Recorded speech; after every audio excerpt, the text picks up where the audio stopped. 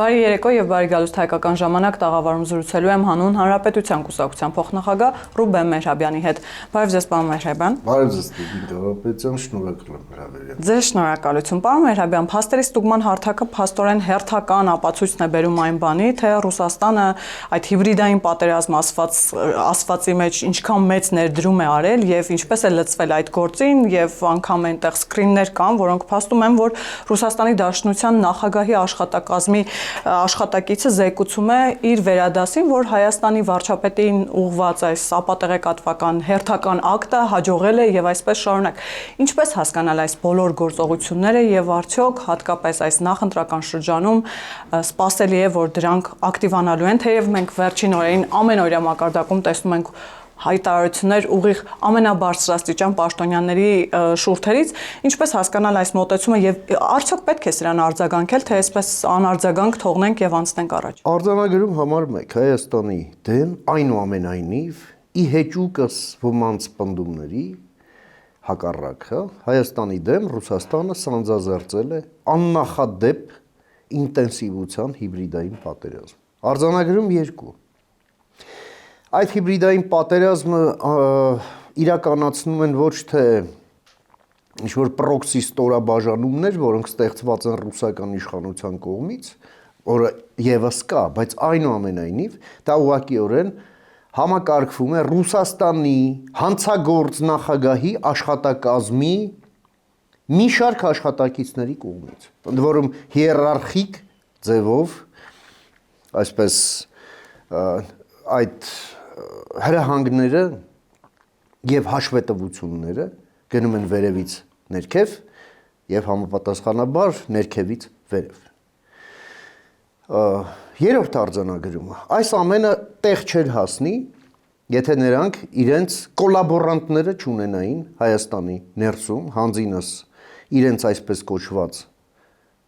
լոյալ տեխնացուների, որոնց անվանացանկը Ֆիլոսոկրատը անուն ազգանունով նշեց իր դարակազմիկ ճառում, հա, որում դա արեց հայերենը մոռացած, ռուսերենն այդպես էլ չսովորած, միայն ակցենտով, հա, եւ նշեց Ռոբերտ Քոչարյան, Սամվել Կարապետյան, Գագիկ Ծառուկյան եւ Արման Թաթոյան։ Եվ հիմա այդ ամենը սպասարկող այսպես կոչված մամուլը եւս ներգրավված է այս օպերացիայի մեջ։ Հիմա իհարկե մենք պետք է գնահատենք այս սպառնալիքի դիմագրավելու, հա, այսպես ասենք, քաղաքական գինը։ Որովհետև, այո, այսպիսի ընկալում կա եւ ես դա տեսնում եմ, իշխանությունը մեծ կաշկանդվածություն ունի շատ բաներ կոչել իրենց անուններով եւ հակաքայլեր անել ի պաշտպանություն պետության եւ ժողովրդավարության, որպեսզի ավելի սուր հետևանքների հետ մենք գործ չունենանք։ Ես կարծում եմ դրանք անհիմն մտավախություններ են եւ շատ ծանր կարող են նստել այդ մտավախությունները հենց իշխանության վրա։ Եկեք ֆիքսենք հետեւյալը։ Փաստն այն է, եւ դա իշխանությունն ինքն էլ է նշում, հասարակությունն է նշում, քաղաքացիներն են նշում, այո, վերջին 2 տարվա ընթացքում սահմանին մենք զոհ չունենք։ Փաստ է։ Փաստ է նաեւ, որ պատերազմի վտանգը մի քանի կարգ նվազել է։ Փաստ համար 2։ Փաստ համար 3 նայեք սոցհարցումները եւ ես կարող եմ փաստել որպես падգամավորության տեխնացու մեր կուսակցության կողմից, ով ամենօրյա ռեժիմով մասնակցում է ընտրարշավին։ Մարդկանց մտահոգող թիվ 1 հարցը անվտանգությունն է։ Հիմա ես ուզում եմ հարց տալ, լավ այդ որ շանվորդիներն են, հա, որ մարդկանց անվտանգությանը սպառնում են, պատերազմի վտանգը նվազել է։ Մարդիկ չեն զոհվում սահմանին, մարդկանց մտահոգում է անվտանգությունը։ Ինչա տեղի ունենում, ով է տալու այս դիագնոզը։ Ով է այս դիագնոզը տալու, եթե ոչ պետությունը։ 19 քաղաքական ուժից մենք միակն ենք, որը տալիս ենք այդ սպառնալիքի անունը, ազգանունն է։ Որն է։ Վլադիմիր Պուտին։ Եվ դա միակ չէ։ Մենք տեսնում ենք, որ Պուտինից ածանցվում են Հայաստանի ներսում խոսացող գլուխներ եւ բերաններ։ Գլուխների մի մասը դատարկ, իսկ բերանների մի մասն էլ կեղտոտ եւ աշխատում են այսպես։ Դրանք կարելի է ազգանունները կարևոր չեն, դրանց կարելի է կոչել Պուտին համար 1, Պուտին համար 2, Պուտին համար 3, համար 4, համար 10։ Իշխանությունը խոսում է երրագլուխ չի, շատ ավելի բազմագլուխներ են, բազմագլուխ է սա, փոքր գլուխներ են այստեղ, ավելի փոքր գլուխներ, այս ամենը աշխատում են այս ուրեմն ներգրաված են այս օպերացիայում եւ այո, Հայաստանի թիվ 1 սպառնալիքն են դարձել այն ֆոնին, երբ որ պատերազմի սպառնալիք այլևս չկա, սրան պետությունը պետք է տեր կանգնի։ Այսինքն սա արհեստական օրակարգ է, վախը փորձում են գործիքայնացնել եւ վաճառել մեզ վրա, ընտրողի վրա։ Այո, միայն այդպես։ Ընդ որում, դա միանգամայն տեսեք, սա զուտ են չարի վերջի են ահավեսն է էլի հիշացնում։ Որը ուզում է մեզ էլ դնի, այսպես են հիմար կկվի տեղ, որ մենք էլ վախենանք։ Վախենալու բան չկա։ Եվ ես ուզում եմ այստեղ հետեւյալը նշել, այս մարդիկ այո, Գյումրի 2 սցենար են փորձում մեջ բերել, այսինքն յուրաքանչյուրը խափելով է, ինչ-որ սենց հիբրիդային եղանակներով է, կամ դրան մասնակից դառնալով է, իրար դեմ որոշակիորեն իրար դեմ իբր, հա, սենց ուշադրություն գրավելով է, ով ինչ կարող է հավաքվի, եւ վերջում էլ տեսնել, որ դա դառնում է 50% պլյուս 1։ Այդ ժամանակ այո նրանք միանգամից միավորվում են, նույնիսկ եթե իրար հայհոյել են, նույնիսկ եթե իրար վրա կրակել են, իրար սպանել են, կարևոր չի, իրար բանտ են նստացրել, իրար հետ հաց չեն ուտում, իրար աղջիկ չեն տալիս, կապ չունի։ Այստեղ կարևորը հետևյալն է, որ նրանք մեկ հրահանգով կմիավորվեն եւ առաջ կբերեն վարչապետի Պուտինի հետ հետ է խիմիան։ Ռոբերտ Քոչարյան։ Ահա, դուք ասացիք, ճիշտ ասացիք։ Եվ հետևաբար այս ամենը աշխատում է Ռոբերտ Քոչարյանի համար։ Սրանք բոլորը Ռոբերտ Քոչարյանի են յալանչիի նման ձայն բերողներն են։ Հա? Բայց այն քանդեր բազի դերում ինքն է։ Չնայած ինչու է դա արվում, որ հաշվի առնելով նրա տոքսիկ կերպարը, ընդ որում մաքսիմալ տոքսիկ չարորակ այսպես ընկալումը հասարակության կողմից, այո, դրա անհրաժեշտությունը կա։ Այսինքն Կարապետյանը, որ պարբերաբար դուրս է գալիս եւ հայտարարում է, որ ինքը որևէ կապ չունի Քոչարյանի հետ եւ նեղսրտում է անգամ, որ կապում է։ Կարապետյանը կարող է առանց կարմրելու, ասենք, փորձել ապացուցել, որ երեխաներին բերում են արագիլները, հետո մոտավորապես այդ նույն որակի խոսակցությունն է, ոնց կապ չունի։ Մեկ էլ Գագիկ Ծառուկյանը կապ չունի։ Մեկ էլ Սամվել Կարապետյանի եղբայրը կապ չունի։ Լավ, բերում ենք Մեկ էլ Սերժ Սարգսյանի հետ կապ չունեն, Սերժ Սարգսյանն էլ իրանց հետ կապ չունի։ Պարոն Մեհրաբյան, ի վերջո իրենց առաջարկը ո՞րն է։ Իրենց առաջարկն է Հայաստանը դարձնել Բելարուս։ Ավելի վատ, քան Բելարուս։ Հարավային Օսետիայի նման ինչ-որ մի սենց տարածք այստեղ թողեն ինչքան հնարավոր է քիչ բնակչություն իրենց տուրիստներին խորոված մորոված սարքելու, իրենց բազաներում էլ օժանդակ ծառայություններ մատուցելու, մնացածը ստեղ ավելորդ բերան են, մնացածը պիտի գնան Ռուսաստանում էշի պես բան են։ Խոպան, հաց ուզում ես հաց ուտես գնա, հենա Ռոբերտ Քոչարյանի ժամանակ արդեն այդպես էր։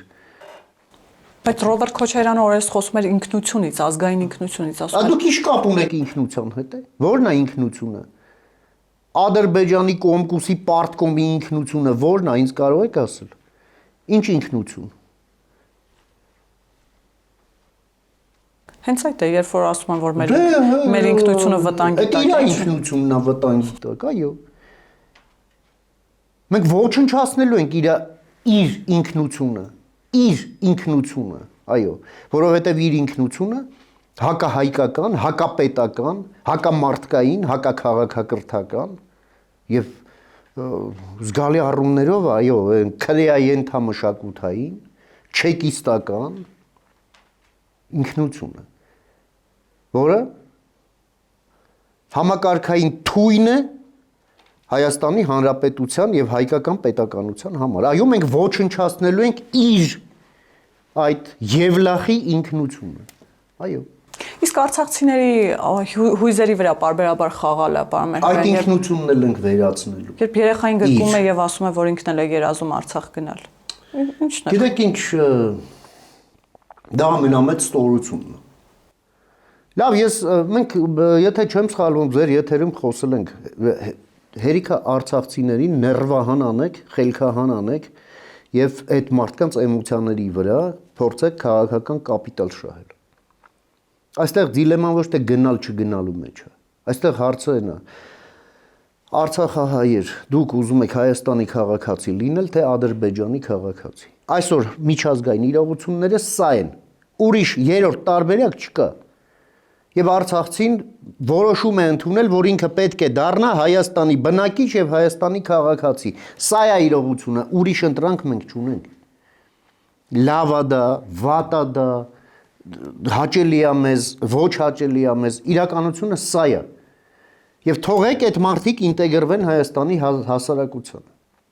Հայաստանի Հանրապետությունը, այո, հանգրվան է ամբողջ հայության համար, այդ թվում նաև Արցախահայության։ Ոնց որ 15 թվականին վանեցիների համար, 18 թվին կարսեցիների համար, հետո 6 ալիք հայրենադարձների համար։ Այդ թեզը ում է պետք, պարոն Մերհարյան, երբ հայտարարում են նույն Հայաստան Դաշնքից, որ Արցախի էջը փակ չէ։ Դա ում է պետք։ Իրենց եւ իրենց տերերին, իրեն խիմիայի օրթաղներին, իրենց, այո։ Իսկ վարչապետի հայտարարությունը պարզապես քաղաքական հայտարարություն է, երբ հայտարարում է, որ Սամվել Կարապետյանը, Գագիկ Ծառուկյանը, Ռոբերտ Քոչարյանը ընտրություններից հետո երազելու են Հայաստանից գնալ, բայց իրենց պետությունը պատասխանատվության է կանչելու։ Սա Գիտեք ինչ, 8 տարի այդ հնարավորությունը կար, հարցեր է առաջանում, էլի, Տիկին Կարապետյան։ Լավ 8 տարի ինչն էր խանգարում։ Այդ նույն բանն անել, ասել եւ անել։ Որը ոչ թե ասել կ, հա, այլ անել եւ ասել արեցի։ Մենք 8 տարի այդ նույն բանն ենք ասում։ Իհարկե, սա գուցե այն դեպքն է, որ լավ է ուշ, քան ավելի ուշ, կամ լավ է ուշ, քան երբեք։ Բան չունեմ ասելու, բայց ի վերջո Հայաստանում արդարություն հաստատելու համար պետք է կատարածվի մարտի 1-ի վերաբերյալ անցյալ տարվա սեպտեմբերի 18-ի Միեդի վճիռը։ Ընդ որում համապարփակ կատարվի։ Իսկ դա նշանակում է 3 բան։ Առաջինը Ռոբերտ Քոչարյանը պետք է նստի բանտ։ Երկրորդը Ռոբերտ Քոչարյանը պետք է նստի բանտ եւ երրորդը Ռոբերտ Քոչարյանը պետք է նստի բանտ։ Որից հետո այդ ժամանակվա 2008-ի քաղաքական ֆասադ հանդիսացած կուսակցությունները պետք է լիկվիդացվեն, իսկ դրանց անդամները, ընդ որում եւ 2008 թվի եւ հետագայում անդամակցած եւ ընտրություններին մասնակցած, նրանց պետք է օրենքով արգելվի ցմահ մասնակցությունը քաղաքականության, որովհետեւ Հայաստանը հաղթահարել է կրիմինալ դիկտատուրայի 20 տարիներ եւ մինչեւ հիմա հետևանքները վերացված չեն։ Եվ այո, Հայաստանը պետք է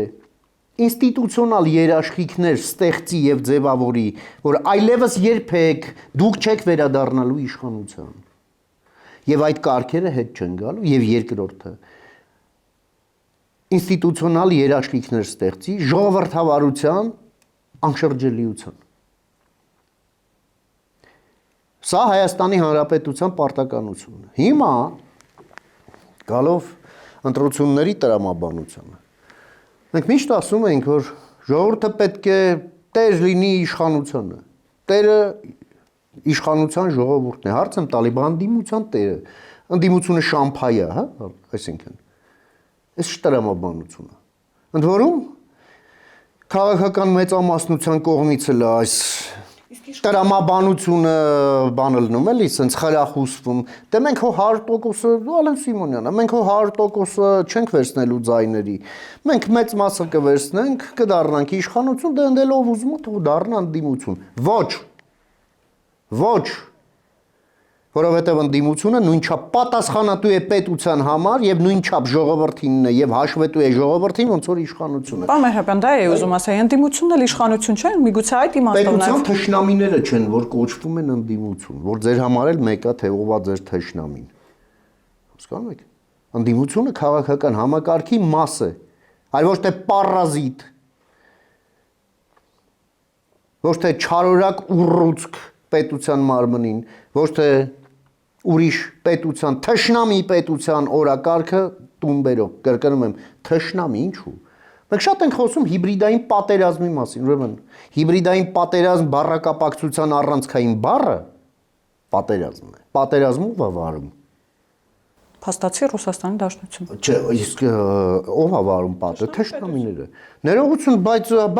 ձեր բանն է, այն անունն ինչ է։ Մեր հարգելի ռուս գործընկերները հաց ենք կերել, չգիտեմ, էլ ինչ ենք արել, հավատում ենք, չգիտեմ, մեկին մյուսին։ Նրանք լկտիանում են դրանից, ես ձեզ էլ եմ ասում, մենք գործ ունենք բանդայի հետ, որը զավթել է իրենց պետությունը, եւ Փաշինյանը, վարչապետ Փաշինյանը բազմիցս է ասել, մենք գործ ունենք մաֆիայի հետ, ճիշտ է։ Դա մեր մաֆիան չի։ Դա ռուսական մաֆիայի, որը զավթել է իր պետությունը, հայկական ֆիլիալն է ընդամենը։ Սա մենք պետք է միշտ ֆիքսենք, երբ մենք այո գործ ունենք մաֆիայի հետ, այդ մաֆիային հաղթահարելու համար մենք պետք է այդ մաֆիայի եւ անատոմիան եւ ֆիզիոլոգիան լավ պատկերացնենք։ Ընդ որում մաֆիան նույնպես։ Այո, եւ ես է դրվել այս այո, բնականաբար։ Մաֆիա ասելով մենք նաեւ նկատի ունենք այն մարդկանց, ովքեր սողոսկել են թե օրենսդիր իշխանություն,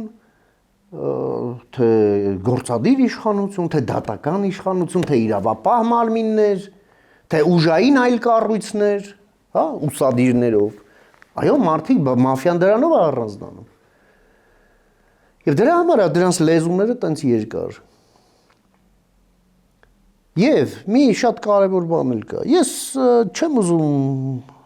գիտեք ինչ, նրանց ինչ ամնում, նրանք պետք է վերկանան եւ զազրախոսեն, չգիտեմ, վարչապետի հասցեին, իրենց օպոնենտների հասցեին, չէ, մենք տեսանք, էլ համբալ, էլ անուղեղ, էլ չգիտեմ ինչ, եղավ հակադարձումներ, հակադարձելով սրանց, դա կոմպլիմենտներ եք անում։ Ասենք թե երբ որ պատասխանում եք Քոչարյանին ասելով, որ այդ օգտագործած այդ բառը դու ես, չէ։ Դա կոմպլիմենտ է իր համար, որովհետև ինքը իր արտաբերած բառը չի։ Չէ, այդ այլ հարց է, էլի։ Դրա այդ բառով քրեական օրենսգրքում հոդված չկա։ Նա կարող է լինել ամբողջ կյանքում այդ իր ասած բառը։ Դրանից վնաս չի լինում, հա, բացի ինքն իրենից տված վնասից։ Բայց նա մարտի 1-ի գլխավոր մեղավորն է եւ այո պետությունում մեր չի լինելու արդարություն, քանի Ռոբերտ Քոչարյանը բանտում նստած չի իր աղվան Հովսեփյանի հետ, էլի մի քանի հոգու հետ, ովքեր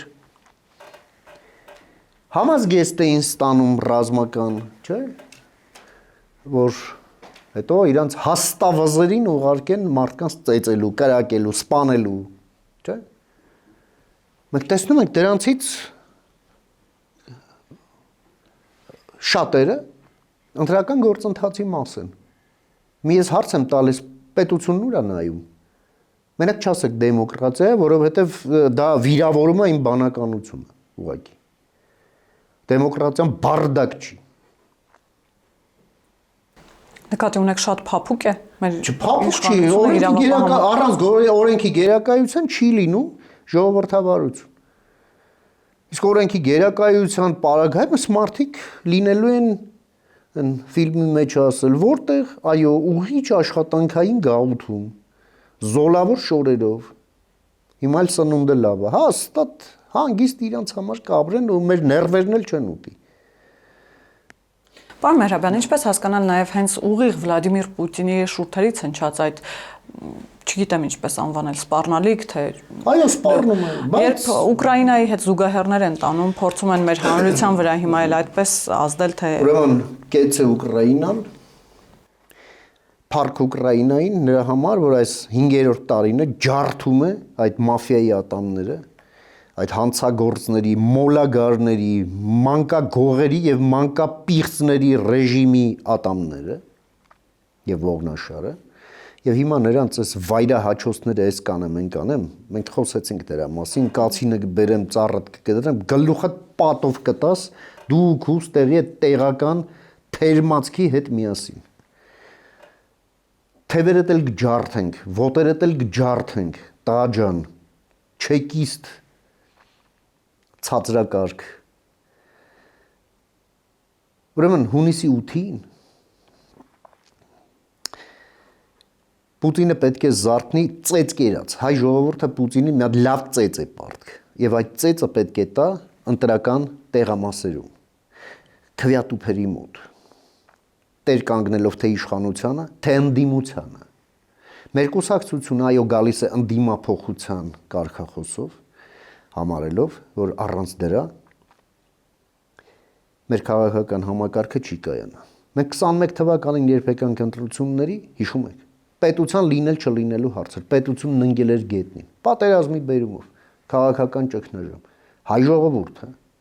դրսևորելով կամք եւ իմաստնություն, մոբիլիզացնելով իր կամքը եւ ինտելեկտը, պետությունը գետնից վերցրեց եւ դրեց իր գլխավերևում։ Ճիշտ է։ Տվեց մուրճ եւ մանդատ։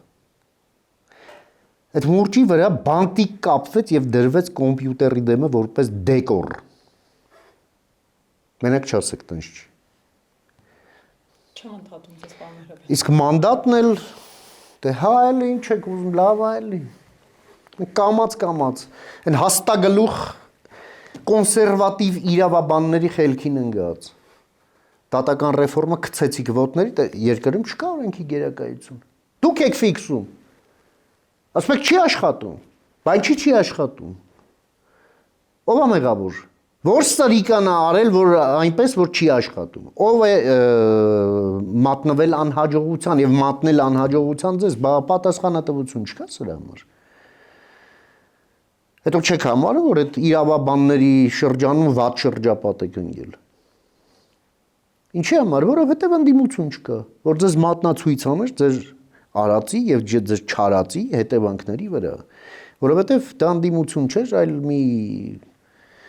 ավանակային մի թյուրիմացություն։ Հասկանում եք։ Պարոն Մեհրաբյան։ Հետևաբար մենք գալու ենք եւ փոխենք ընդդիմությունը եւ այո ստիպելու ենք իշխանությանն աշխատելու։ Խնդիրները ձևակերպելով, դիմացները դնելով, լուծումներ առաջարկելով եւ պահանջելով այդ լուծումները։ Առաջնահերթ ունենալը ոչ թե մեր կուսակցական էգոիզմ, այլ պետության շահ, այն ձևով, որ ձևով մենք պատկերացնում ենք եւ հիմնավորում ենք, թե ինչու է դա այդպես։ Բաց։ Ընդ որում բարեխղճորեն։ Ոչ թե sense խուժանավարի, ոնց որ մենք տեսնում ենք արանքում այն Պուտինի ուզածները բերելու։ Մեկ նայեք ինչա կատարում, երրագլխից եք մենակ խոսում։ Մեկը ատոմակայան է ուզում ռուսական բերի փաթաթի մեր գլխին։ Մյուսը BRICS է բերում, այն մյուսը Ռուսաստան, Չինաստան է բերում թրիփի մեջ։ Մեկը Աֆրիկայից 80,000 նայոմնիկներ ասած։ Հա, այն մեկը սիրտը լրացուցիչ երաշխավոր է ուզում, այն մյուսն էլ գնում հասնում է Պակիստան դրա հետևից։ Ներողություն, այս մոսկովսկի ցիրկը պետք է փակվի մեկընդմիշտ։ Պարոն Մերհաբյան, երբ նկատեցիք, որ 21 թվականին շատ օրհասական ընտրություններ էր եւ պետությունը շատ ծանր վիճակում էր, գետնին ընկած էր եւ ժողովուրդը եկավ բարձրացրեց, հիմա ինչ ընտրություն է լինելու։ Հիմա այս ընտրություններին է վերագրվում պետությունն ընկած չի, բայց հիմա ներքևից են Պուտինյան խաժամուժը ձգտում է պետությունը այդ վերևից, ուր ժողովուրդը բարձրացրել է, ձեռը գցի հասնի պետությանը ձեռ գցի ու էլի զգետնի մեր պետություն։ Սա են ուզում նրանք։ Այսինքն այն ճահիճը հետ վերադարձնել, որի մեջ ճահիճը, որովհետև սրանք այդ միջավայրն է իրենց հոգեհարազատ։ Եվ խելքները դրել են Ռուսաստանի խելքին,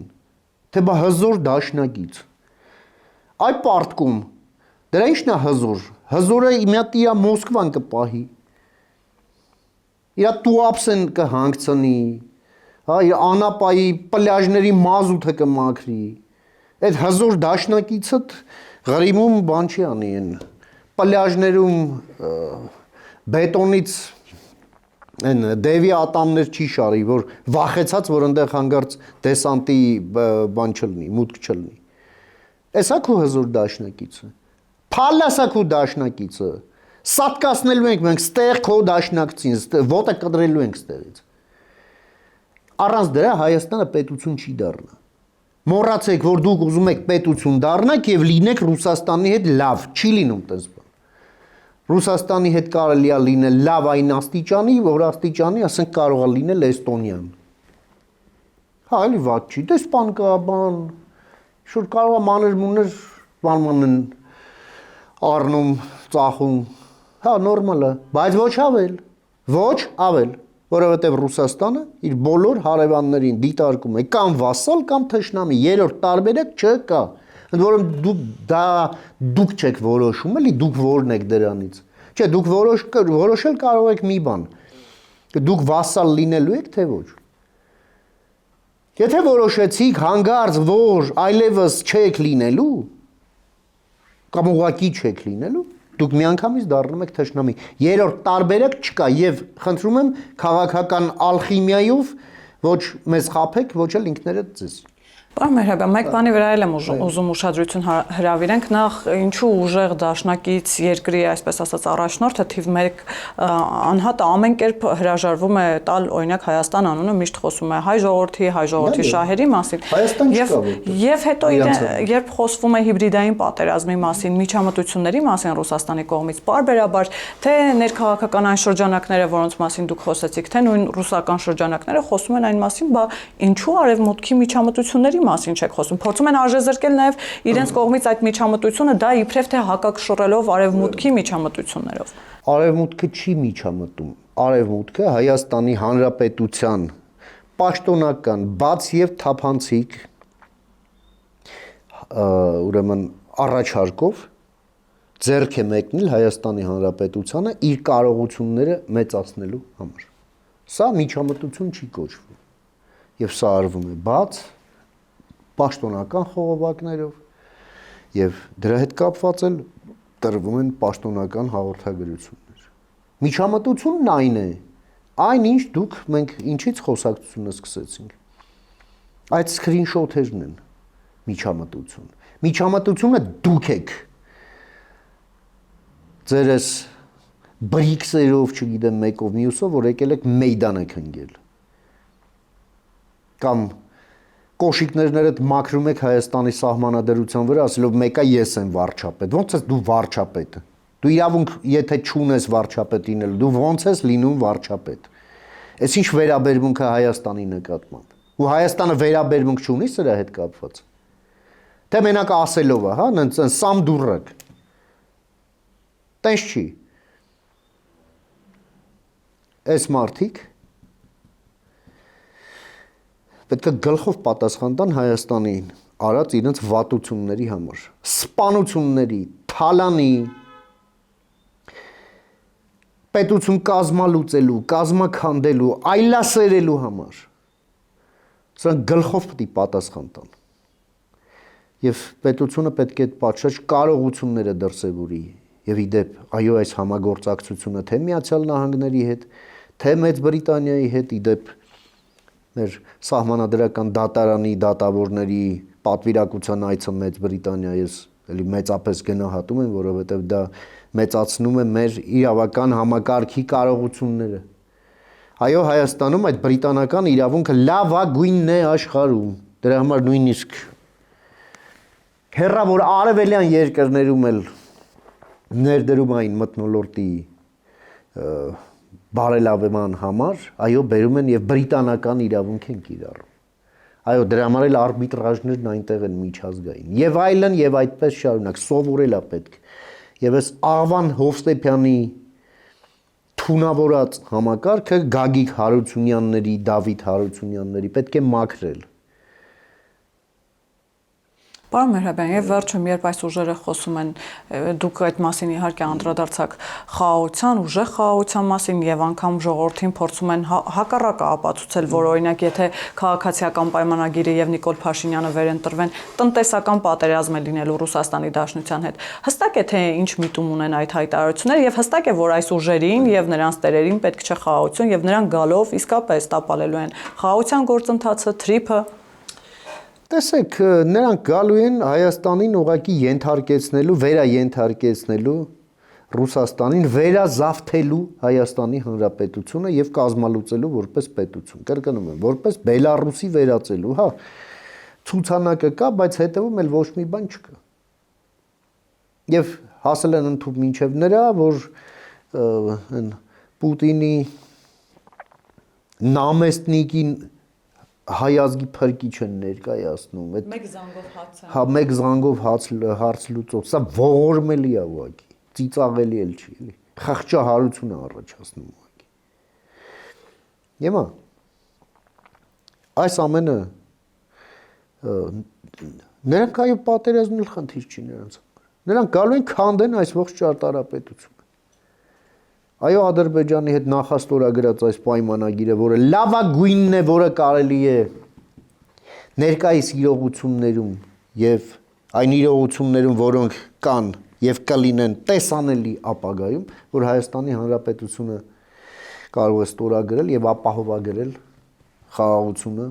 մեր տարածաշրջանում եւ հիմք դնել այլևս երբեք պատերազմներ չունենալու համար։ Բայց այս մարդիկ հարց չեն դրա հետ, որովհետև այդ դեպքում Ռուսաստանը ստեղ ավելորդ է։ Ռուսաստանը երբ ավելորդ են նաև նրանք։ Եվ վերջում այդ 300,000 ադրբեջանցիների աբսուրդ թեզը նաև որ աբսուրդ թեզի դա շատ զվարճալի պատմություն է։ Այն կոկայինից թափած ուղեղով մի պուտինյան պրոպագանդիստ, որը նաև ինքն իրեն կոչում է մեդիա մագնատ Արամ Գաբրելյանովը, հերթական գերդոզավորման ժամանակ մի նման բան է գրում։ Այս ծանծաղամիտներին էլ թվում է թե դի Պուտինից հրահանգ է, էլի։ Վերցնում են հենց հաջորդ օրը սկսում են մեկին մեկ կրկնել առանց կարմրելու։ Ահա ողջ պատմությունը։ Հասկանում եք։ Այն մենք ենք մեր սարերի մեջ որ ասում է, որովհետև տգետ ես, չէ՞։ Այս պատմություն։ Եվ վերջում պարոն Մեհրաբյան, մեր ամբողջ հարցազրույցի տրամաբանությունը թեև դրա մասին էր, բայց ինչու է այսքան կարևոր հունիսի 7-ի ընտրությունները, ինչու է կարևոր դրանց մասնակցելը, որովհետև պարբերաբար նաև տողատակում այդպիսի երևի հիբրիդային տրամաբանության մեջ է, էլի այդպիսի ազդակներ են հասցնում քաղաքացիներին, որ պետք է գնալ։ Այո, Հայաստանը պետք է վերահաստատի, որ ինքը անկախ, ինքնիշխան, ժողովրդավարական, եվրոպական պետություն է։ Եվ որի հետ Ռուսաստանը, եթե ուզում է խոսել, կարող է խոսել միայն հորիզոնական հարթության վրա եւ այն օրակարգով, որը նախապես կհամաձայնեցնի Հայաստանի հետ, կամ Ռուսաստանը պետք է իր բերանը փագի ու կորի գնա այն մի հատ մեծ նավ կար, չէ, Սև ծովում, որ հետո դառավ Սուզանավ։ Այդ նավի հասցեով կարող է գնալ Ռուսաստան եւ առավոտը 8-ին հունիսի 8-ին, առավոտյան 8-ին Պուտինը պետք է արթնանա այդ պարտության դառնահամը իր կեղտոտ բերանի մեջ եւ մոռանա ճանապարհը դեպի այստեղ։ Մենք առանց այն էլ նրա ոտը կտրել ենք մեր երկրից, անդամագրվելով Հաագայի միջազգային քրեական դատարանին Հիմա պետք է Պուտինի մետաստազները մաքրվեն Հայաստանից։ Ռուսաստանը Հայաստանում այս ձևով անելիք չունի այլևս։ Մենք սա պետք է ֆիքսենք հունիսի 7-ին եւ շարժվենք առաջ։ Հայաստանը դարի պայմանավորվածություններ ունի իրականացնելու եւ դա չի կարող կախված լինել մի առաջնորդից, մի կուսակցությունից կամ մի ընտրությունից, ընդ որում այն հեռանկարը, որ 5 տարի հետո դառնալու է էլի նույն այս կորդե բալետը։ Ոչ, այստեղ պետք է համազգային կոնսենսուս, այստեղ պետք է կոնստրուկտիվ աշխատանք ազգային ժողովում, այստեղ պետք է եթե բանավեճ, ապա բարեխիղճ,